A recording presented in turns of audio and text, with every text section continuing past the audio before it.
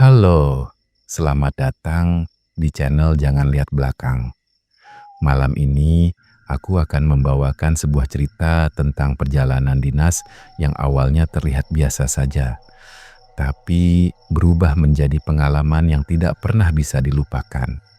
Sebuah hotel murah di Solo, sebuah kamar yang tampak normal, dan seorang perempuan yang awalnya hanya ingin beristirahat setelah seharian bekerja. Tapi malam itu ada sesuatu di kamar hotel itu yang ternyata sudah lebih dulu menunggu. Kalau kalian suka cerita horor yang pelan-pelan bikin nggak nyaman, penuh misteri, dan semakin lama semakin menyeramkan, jangan kemana-mana. Pakai headset kalian, matikan lampu kalau berani, dan dengarkan cerita ini baik-baik.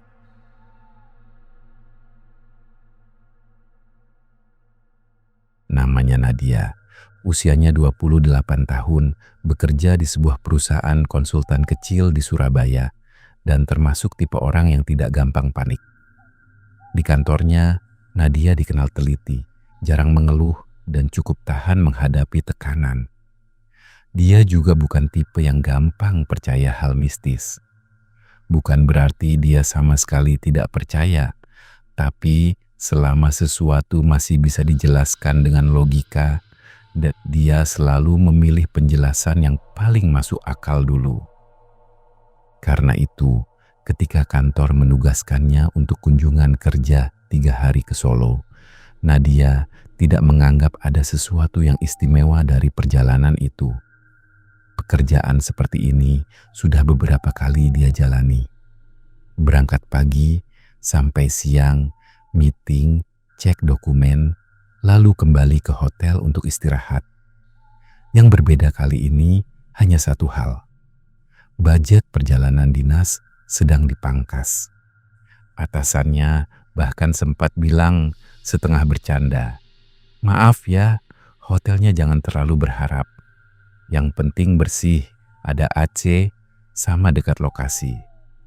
Nadia cuma tertawa kecil. "Yang penting bisa tidur, Pak."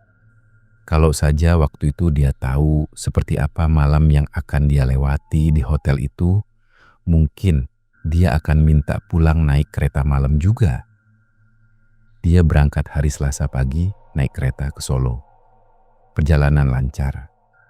Cuaca sedikit mendung waktu kereta masuk stasiun. Udara Solo saat itu agak lembab, dengan langit kelabu dan angin yang terasa berat.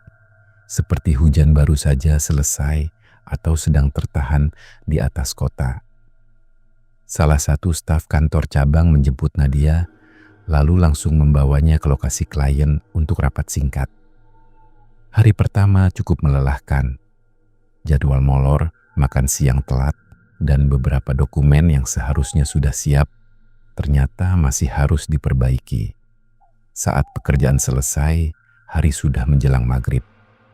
Barulah setelah itu Nadia diantar ke hotel, tempat dia akan menginap.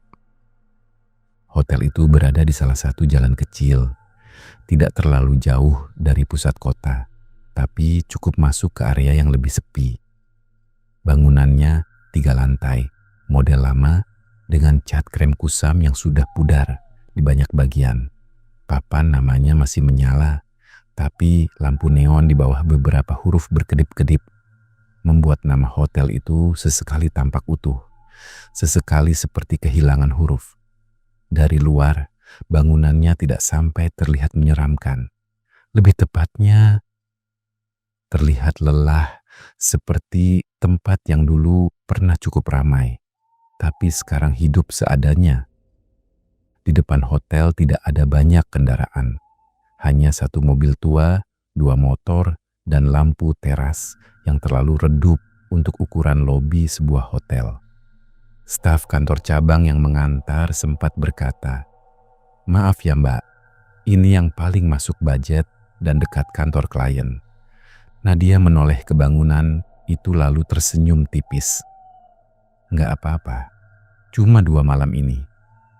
Kalimat itu terdengar biasa, tapi beberapa jam kemudian kalimat itu justru akan terus terngiang di kepalanya. Lobi hotel cukup kecil, lantainya keramik putih gading yang sudah kusam. Di pojok ada sofa coklat tua yang kulit sintetisnya mulai pecah-pecah. Pendingin ruangan menyala, tapi udara di dalam tetap terasa hangat. Bukan panas, tapi pengap. Seperti ada banyak udara lama yang tidak benar-benar tergantikan. Di balik meja resepsionis, duduk seorang laki-laki paruh baya yang menyambut Nadia dengan senyum sopan. Tapi matanya tampak sangat lelah. Di belakangnya ada rak kunci kamar model lama, bukan kartu elektronik. Nadia sempat memperhatikan. Dari banyak gantungan kunci yang tersusun di sana, hanya beberapa yang tidak tergantung. Artinya, hotel itu tidak terlalu penuh. Saat proses check-in, resepsionis itu sempat bertanya, "Sendiri, Mbak?" "Iya." Laki-laki itu mengangguk pelan, lalu mengambil satu kunci kamar dari rak belakang. Bukan kartu, tapi kunci besi biasa dengan gantungan akrilik kecil bertuliskan 308. Dia menyerahkan kunci itu sambil berkata, "Kamar paling ujung, Mbak, lantai 3. Nadia mengangguk. "Liftnya di sebelah mana ya, Pak?" Resepsionis itu terdiam setengah detik terlalu lama, lalu menjawab, "Lift sedang mati. Pakai tangga ya, Mbak." Nadia tidak terlalu mempermasalahkan. Tapi saat dia mulai berjalan ke arah tangga sambil menarik koper kecilnya, dia sempat mendengar resepsionis itu memanggilnya lagi. "Mbak." Nadia menoleh. Laki-laki itu tampak ragu, lalu akhirnya cuma berkata, "Kalau ada apa-apa, langsung telepon resepsionis." Nada suaranya datar. Tapi entah kenapa, kalimat sederhana itu terasa aneh. Tangga menuju lantai 3 sempit dan agak gelap. Lampunya tidak mati, tapi cahayanya pucat dan terlalu redup. Dinding tangga dicat warna krem muda, tapi lembab di beberapa sudut. Setiap langkah, Nadia memantul pelan di lorong tangga yang sepi. Lantai 2 terlihat lebih hidup. Ada satu kamar yang pintunya terbuka sedikit. Suara televisi terdengar dari dalam. Tapi begitu dia naik ke lantai 3, suasananya langsung berubah. Lorong lantai 3 lebih panjang dari yang dia bayangkan. Lampunya lebih redup. Dan yang paling terasa, jauh lebih dingin. Bukan dingin AC, lebih seperti udara yang lama tidak bergerak. Kamar 308 berada paling ujung kiri lorong. Satu-satunya kamar yang menempel dengan dinding belakang bangunan. Saat Nadia berjalan ke sana, dia melewati beberapa pintu kamar lain. Ada kamar 302, 304, 306, dan semuanya tertutup rapat. Tidak ada suara orang, tidak ada langkah kaki, tidak ada bunyi televisi, hanya suara roda koper Nadia sendiri dan sesekali bunyi dengung AC sentral yang tidak stabil. Begitu sampai di depan kamar 308, Nadia sempat berhenti sebentar. Lagi-lagi bukan karena takut, tapi karena ada sensasi yang tidak enak, seperti tekanan halus di telinga atau perasaan seperti sedang diawasi dari balik pintu yang tertutup itu. Tapi dia menepisnya. Badannya lelah. Pikirannya penuh kerjaan. Mungkin dia cuma terlalu capek. Dia membuka pintu kamar itu. Kesan pertama yang muncul di kepalanya adalah kamar ini terlalu rapi untuk hotel murah. Tempat tidurnya ukuran queen, spray putih bersih, bantal tersusun rapi, tirai tertutup sempurna, meja kecil di samping ranjang, televisi menempel di dinding, dan kamar mandi di sisi kanan pintu masuk. Semuanya tampak normal, bahkan lebih rapi dari yang dia bayangkan. Tapi ada satu hal yang langsung mengganggu Nadia begitu dia melangkah masuk. Bau, bukan bau busuk, Bukan bau rokok, tapi bau bunga, bau melati. Sangat samar, tapi cukup jelas kalau dia berhenti sebentar. Nadia mengernyit. Dia bukan tipe yang pakai parfum bunga, dan dari semua hotel murah yang pernah dia tempati, ini pertama kalinya dia masuk kamar dengan aroma melati seperti habis dipakai orang untuk sesuatu yang bukan sekadar menginap. Dia menaruh koper di dekat meja, menyalakan semua lampu, lalu membuka tirai jendela. Di luar jendela hanya terlihat atap rumah-rumah tetangga dan satu pohon besar di kejauhan yang dahan teratasnya bergerak perlahan tertiup angin. Langit sudah hampir gelap sepenuhnya. Dari bawah, samar-samar terdengar suara motor lewat. Tapi lantai 3 hotel itu sendiri tetap sangat sunyi. Nadia mencuci muka, berganti pakaian, lalu memesan makan lewat aplikasi. Sambil menunggu, dia mengecek ulang materi presentasi untuk besok pagi. Sekitar jam 8:30, makanan datang. Saat dia membuka pintu, lorong di luar kosong. Tidak ada siapa-siapa selain seorang pegawai hotel muda yang mengantarkan plastik makanan. Wajah pegawai itu pucat dan entah kenapa tidak mau melihat langsung ke dalam kamar. "Mbak sendirian?"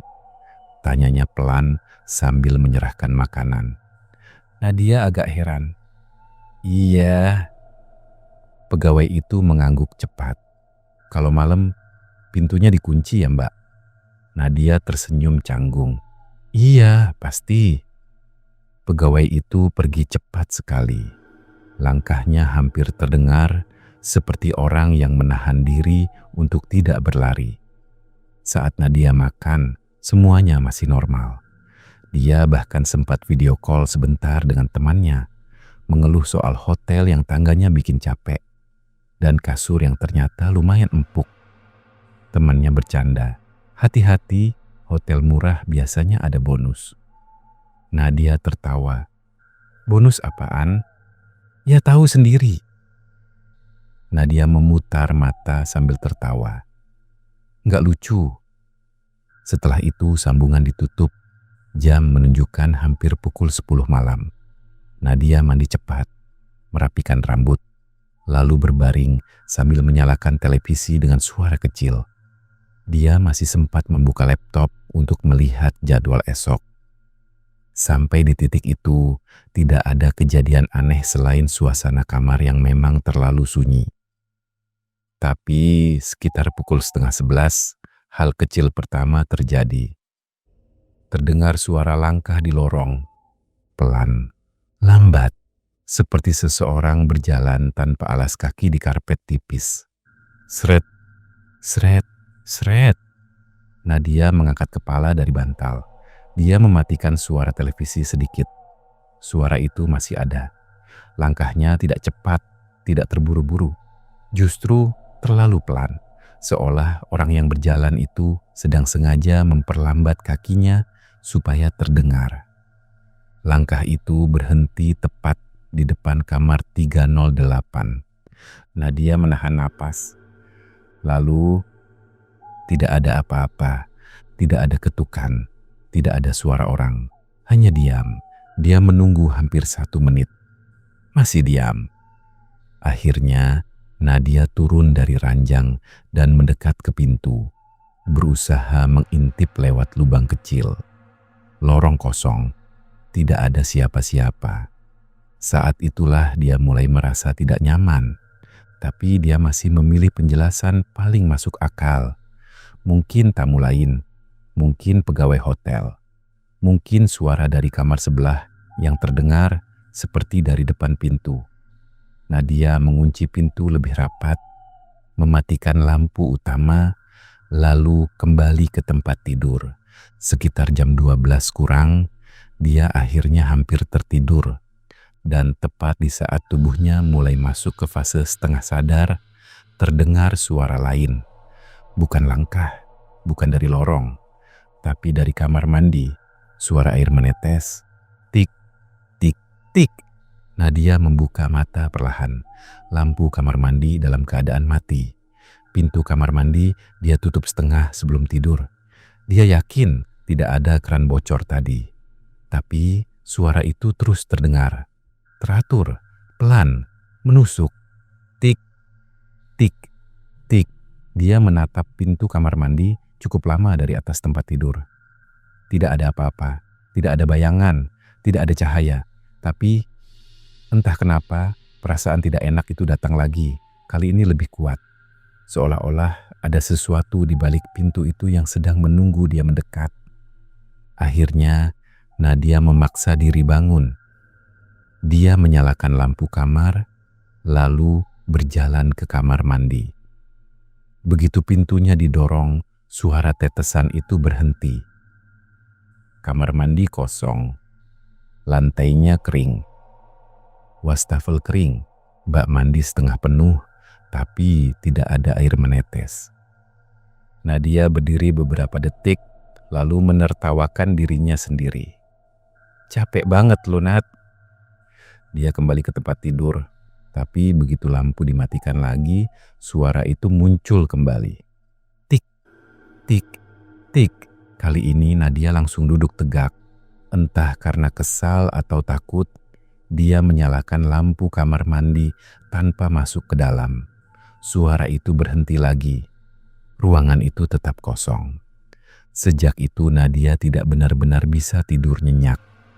Dia memutuskan membiarkan lampu kamar mandi menyala. Televisi dia hidupkan lagi dengan volume sangat kecil, sekadar supaya kamar itu tidak terasa terlalu sunyi. Dan justru karena itulah dia mendengar suara berikutnya dengan sangat jelas. Suara perempuan. Bukan kata-kata penuh, bukan tangisan. Lebih seperti gumaman. Sangat pelan, sangat dekat, tapi tidak jelas dari mana. Nadia membeku. Dia mematikan televisi sepenuhnya. Dan ruangan itu mendadak sunyi total. Tidak ada lagi gumaman. Tapi beberapa detik kemudian terdengar sesuatu yang jauh lebih buruk. Suara orang tertawa kecil, pelan, tepat dari arah ujung ranjang sebelah kanan. Nadia refleks menoleh. Tidak ada siapa-siapa, tapi kasur di sisi kanan ranjangnya turun sedikit. Seperti ada beban yang baru saja duduk di sana. Nadia langsung berdiri dari tempat tidur. Seluruh tubuhnya dingin. Tangan dan kakinya gemetar. Dia mundur sampai menempel ke meja TV. Matanya tetap tertuju ke ranjang. Sprei putih yang tadi rapi sekarang terlihat sedikit berkerut di satu sisi, seperti habis ditekan tubuh seseorang. Enggak. Itu satu-satunya kata yang keluar dari mulutnya. Tanpa pikir panjang, dia meraih ponsel dan langsung menelepon resepsionis. Nada sambung pertama tidak diangkat. Nada kedua juga. Baru di nada ketiga, telepon dijawab. Halo, resepsionis. Suara laki-laki yang tadi di lobi. Dengan napas gemetar, Nadia berkata, Pak, di kamar saya ada suara. Tolong naik sebentar. Di seberang sana hening 2 detik. Lalu laki-laki itu bertanya, pelan, kamar 308 ya Mbak? Kalimat itu langsung membuat tengkuk Nadia merinding. Dia belum bilang nomor kamarnya. Iya, lagi-lagi hening sebentar. Baik Mbak, saya ke atas. Tapi anehnya tidak ada suara langkah naik tangga. Tidak ada ketukan. Tidak ada siapa-siapa datang selama hampir 5 menit. Dan selama 5 menit itu, Nadia berdiri terpaku sambil memegang ponsel, tidak berani mendekati ranjang, tidak berani melihat kamar mandi terlalu lama, dan tidak berani membuka pintu kamar. Sampai akhirnya, tok, tok, tok, ketukan 3 kali dari pintu. Nadia langsung menoleh. Pak, suaranya pelan, tidak ada jawaban. Dia melangkah pelan mendekati pintu, lalu berhenti. Ada sesuatu yang salah. Karena kalau itu benar pegawai hotel, dia seharusnya bicara. Minimal bilang, resepsionis atau ini saya mbak. Tapi yang ada hanya diam. Lalu, tok, tok, tok. 3 ketukan lagi. Pelan, sabar. Nadia mencoba mengintip dari lubang pintu dan jantungnya seperti berhenti. Karena di lorong tidak ada siapa-siapa, kosong. Tapi ketukan ketiga baru saja terdengar lagi. Artinya, yang mengetuk bukan berdiri di depan pintu, melainkan sangat dekat dengan pintu. Tepat di bawah lubang intip itu, seolah-olah seseorang berdiri menempel di daun pintu, terlalu dekat sampai tidak terlihat dari sudut pandang biasa. Nadia mundur 3 langkah. Saat itulah ponselnya berbunyi lagi. Nomor resepsionis. Dengan tangan gemetar dia angkat. Suara laki-laki itu terdengar terburu-buru. Kali ini jauh lebih tegang dari sebelumnya. Mbak, jangan buka pintunya. Nadia merasa lututnya hampir lemas. Pak, ada yang ketuk. Iya, jangan dibuka. Siapa itu? Laki-laki itu tidak langsung menjawab. Nafasnya terdengar berat. Lalu dia berkata, pelan, hampir seperti takut ada yang mendengar. Itu bukan petugas kami. Nadia tidak sanggup bicara. Dengar mbak, lanjut laki-laki itu. Kalau ada suara perempuan minta dibukain, jangan jawab, jangan dibuka. Tunggu sampai azan subuh. Sebelum Nadia sempat bertanya lagi, telepon itu terputus. Dan tepat setelah sambungan mati, dari luar pintu terdengar suara perempuan. Lembut, pelan, serak. Mbak. Nadia menutup mulutnya sendiri supaya tidak menjerit. Suara itu terdengar sangat dekat sampai seolah bibirnya menempel di celah pintu. Mbak, tolong bukain. Nadia menatap pintu tanpa bergerak. Air matanya mulai keluar tanpa sadar. Aku kedinginan. Suara itu sekarang terdengar seperti perempuan muda. Lemah, seolah benar-benar butuh bantuan. Mbak, aku sendirian. Kalau Nadia tidak mendapat telepon dari resepsionis barusan, mungkin dia akan membuka pintu. Karena suara itu terdengar manusia, sangat manusia. Bahkan ada nada memelas yang sulit diabaikan. Lalu suara itu berubah. Masih suara perempuan. Tapi senyumnya mulai terdengar di dalam kata-katanya. Mbak, aku tahu kamu belum tidur. Bulu kuduk Nadia berdiri semua. Dia mundur perlahan sampai sudut kamar, lalu duduk di lantai sambil memeluk lutut sendiri. Dia tidak berani melihat lubang pintu lagi. Tidak berani mendekati ranjang. Tidak berani mematikan lampu kamar mandi. Suara di luar masih ada. Kadang memohon, kadang tertawa kecil, kadang diam selama beberapa menit, lalu mendadak berbisik lagi. Sekali waktu, Nadia mendengar sesuatu diseret pelan di sepanjang pintu kamarnya. Seret, seret, seret, seperti kuku panjang atau kain basah digesekkan ke permukaan kayu. Waktu terasa berjalan sangat lambat malam itu. Beberapa kali Nadia hampir pingsan karena panik. Dia mencoba membaca doa semampunya. Suaranya kecil dan putus-putus. Dan setiap kali dia mulai membaca, suara di luar berhenti sesaat. Lalu tertawa pelan. Yang paling membuatnya takut justru bukan teriakannya, tapi karena makhluk itu terdengar sabar. Seolah tahu Nadia tidak akan bisa bertahan semalaman. Sekitar pukul 2 lewat, suara dari luar pintu berhenti total. Lorong kembali sunyi. Tapi justru itu membuat Nadia lebih takut. Karena lalu suara itu berpindah ke dalam kamar mandi. Tik, tik, tik, tetesan air itu terdengar lagi. Diikuti suara seperti seseorang berjalan pelan di lantai basah. Lalu, suara rambut basah disibakkan. Nadia menutup telinga. Dia tidak mau mendengar, tapi suara itu tetap masuk. Sampai sekitar menjelang subuh, entah jam berapa tepatnya, kamar itu mendadak terasa lebih ringan. Udara tidak lagi seberat sebelumnya.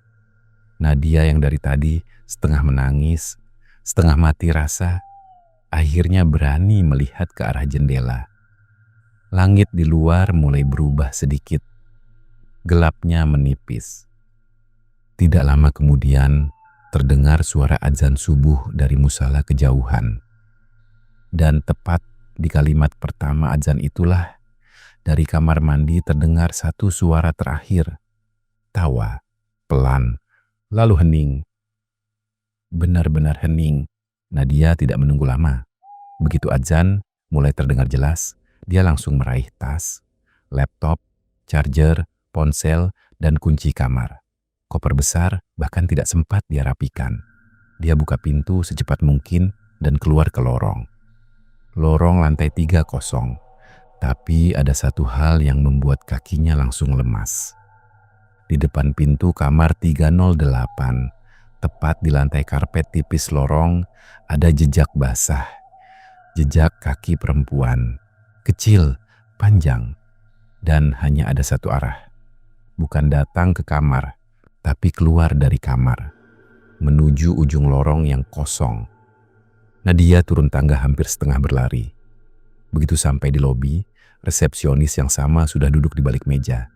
Tapi kali ini wajahnya jauh lebih pucat. Seolah dia sendiri juga tidak tidur semalaman. Nadia langsung meletakkan kunci kamar di meja. "Saya check out sekarang." Laki-laki itu mengangguk tanpa terlihat kaget. "Baik, Mbak." Nadia menatapnya. "Semalam itu apa?" Dia tidak langsung menjawab, hanya melihat ke arah tangga sebentar, lalu kembali menatap Nadia. "Ada tamu lama," katanya pelan. Jawaban itu membuat Nadia muak sekaligus marah. "Bapak tahu?" Dia diam. "Bapak tahu tapi tetap kasih kamar itu ke saya." Laki-laki itu menunduk. "Malam sebelumnya penuh, Mbak. Kamar lain dipakai." Nadia menahan napas, mencoba menahan emosi. "Itu apa?" Kali ini laki-laki itu mengangkat wajah. Matanya merah seperti kurang tidur berhari-hari. "Dulu ada tamu perempuan bunuh diri di kamar itu. Sudah lama sekali. Katanya habis datang sendirian, juga urusan kerja. Sejak itu, kamar 308 memang nggak selalu tenang. Kadang berbulan-bulan biasa. Kadang seminggu bisa ada yang check out tengah malam. Yang pernah dengar suara ketukan, bukan cuma Mbak." Nadia merasa dingin sampai ke tulang. "Ada yang mati di situ?" Laki-laki itu menggeleng cepat. "Enggak, tapi ada yang pingsan, ada yang demam tinggi, ada yang ngamuk sendiri karena katanya ada yang minta dibukain pintu." Nadia tidak tahu harus berkata apa. Sebelum pergi, dia cuma bertanya satu hal. "Kenapa Bapak tadi malam nggak naik?" Resepsionis itu menatap Nadia dengan ekspresi yang sangat sulit dijelaskan. Malu, takut, dan pasrah bercampur jadi satu. Lalu dia menjawab pelan. "Karena tiap ada yang minta tolong dari kamar itu, saya selalu dengar dua suara, Mbak. Suara tamunya dan suara satunya lagi." Nadia pergi dari hotel itu saat langit baru benar-benar terang. Hari itu dia tetap datang ke kantor klien, tetap meeting, tetap presentasi, tetap menjawab pertanyaan. Dari luar dia tampak baik-baik saja, tapi Sepanjang hari, pikirannya tidak pernah benar-benar fokus. Di kepalanya terus terngiang suara perempuan dari balik pintu. Aku kedinginan, aku sendirian. Aku tahu kamu belum tidur. Malam berikutnya, Nadia tidak kembali ke hotel itu. Dia nekat minta pindah ke penginapan lain, walau harus nombok sendiri. Atasannya sempat bingung kenapa dia mendadak minta pindah. Tapi begitu melihat kondisi wajah Nadia yang pucat dan matanya yang tidak tidur semalaman, dia tidak banyak tanya. Masalahnya, setelah pindah hotel pun, Nadia tetap tidak langsung bebas. 2 malam setelah kembali ke Surabaya, sekitar pukul 1 dini hari, dia terbangun karena mendengar ketukan 3 kali dari pintu kamar kosnya. Tok, tok, tok. Persis, dia langsung duduk tegak. Semua rasa dingin malam di hotel itu kembali sekaligus. Dia tidak membuka pintu, tidak bergerak, bahkan tidak berani mengintip. Dia hanya duduk diam sambil memeluk selimut, menunggu suara itu datang lagi. Tapi tidak ada. Sebagai gantinya, ponselnya berbunyi. Satu pesan masuk dari nomor tidak dikenal. Isinya cuma 2 kata. Sudah pulang? Nadia tidak pernah membalas nomor itu. Besok paginya, pesan itu sudah hilang sendiri. Bukan terhapus biasa. Benar-benar tidak ada di log chat, seolah tidak pernah masuk sama sekali. Sejak kejadian itu, Nadia tidak pernah lagi mau menginap sendirian di hotel murah, terutama kalau urusan kerja dan kota tujuannya asing. Sampai sekarang pun, kalau dia harus dinas dan kebetulan kamarnya paling ujung lorong, dia akan langsung minta ganti. Tidak peduli seberapa merepotkan. Karena buatnya, yang paling menakutkan dari malam itu bukan sekadar sosok yang tidak terlihat, bukan sekadar suara perempuan dari balik pintu, tapi kenyataan bahwa sesuatu itu tahu bagaimana caranya terdengar cukup manusia, supaya kita ingin menolong. Dan kadang hal paling berbahaya memang bukan makhluk yang langsung menakut-nakuti, tapi yang sabar, yang memohon, yang terdengar kesepian, yang berdiri diam di luar pintu sampai kita sendiri ragu apakah yang ada di luar itu benar-benar hantu atau seseorang yang memang butuh dibukakan.